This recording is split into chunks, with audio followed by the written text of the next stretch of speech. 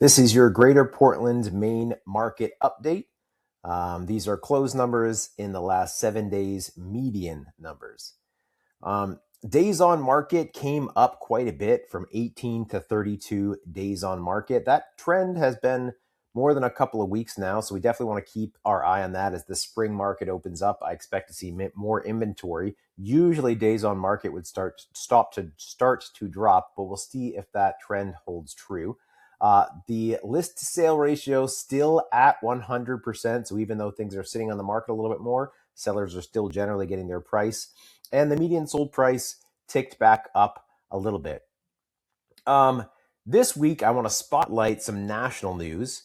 In the last couple of months, we have seen 52% of homes on the market be on for more than 60 days. That's wild when you go back 4 or 5 years. This is national, and there are reportedly 630,000 more buyers in the market than there are sellers. So what does this mean for you in Southern Maine?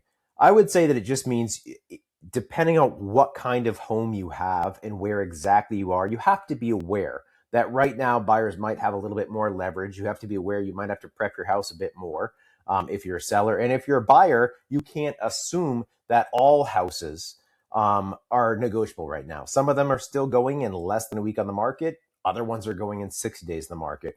So be really in tune to the kind of home you're looking at and the area it's in, and try to know ahead of time what kind of activity you're going to need to have as a seller or as a buyer.